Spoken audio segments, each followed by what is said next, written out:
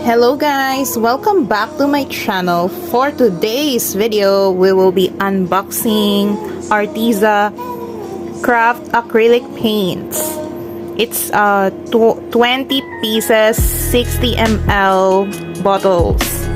So yeah, I'm so excited to unbox it. But actually, I already opened it. So, but I will be unboxing it again.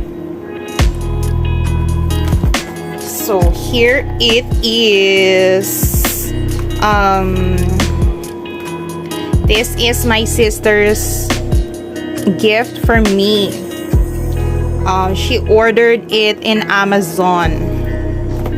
So yeah, let's open it. Ooh. Okay. I'm so excited, guys, to open it. It's heavy. Ooh. Wow. Okay. So here are the colors. 20 pieces. Yeah. It's so beautiful. Arteza. It's my first time to have Arteza paints. So it's a craft acrylic colors and I cannot wait to swatch them and try them. But I will be doing that on my next video. So here in this video I will be just unboxing this stuff. So let's open it with scissor. I have this small scissor.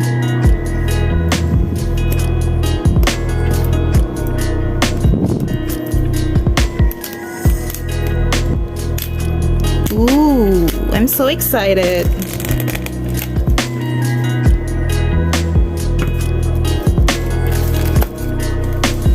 Ooh.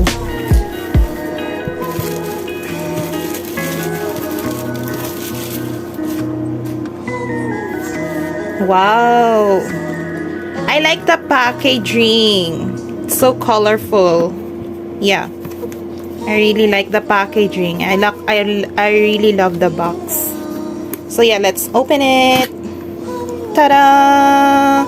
Wow. OMG. So cute. Wow. So it is scarlet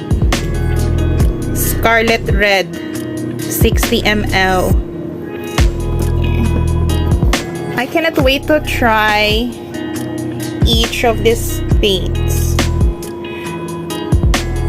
Yellow. This one is cream.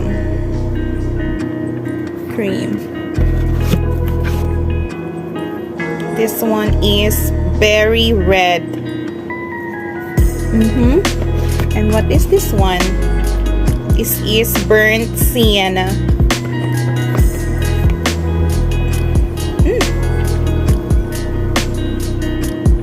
This is cerulean blue.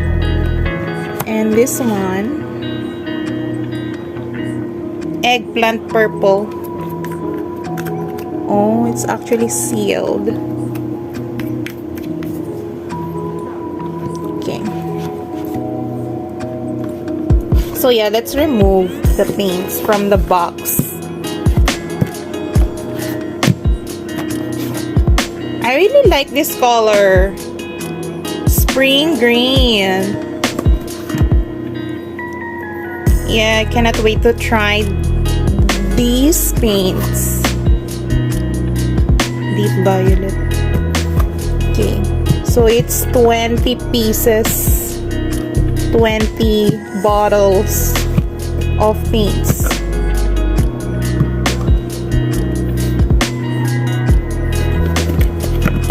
Wow, I really like this one. This is peach.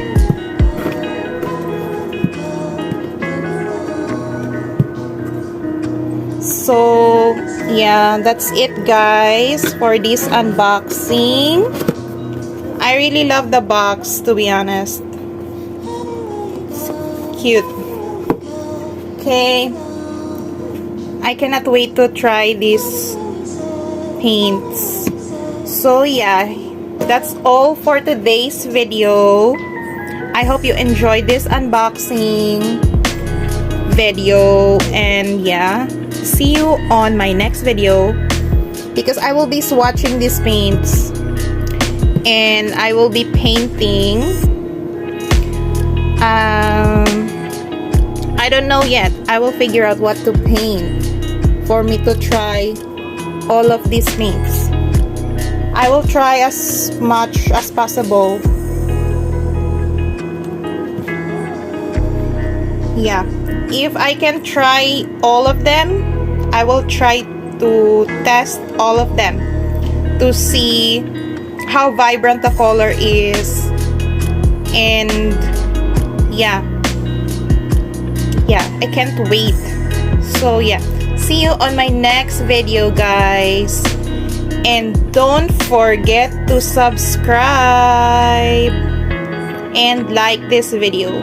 Bye, guys.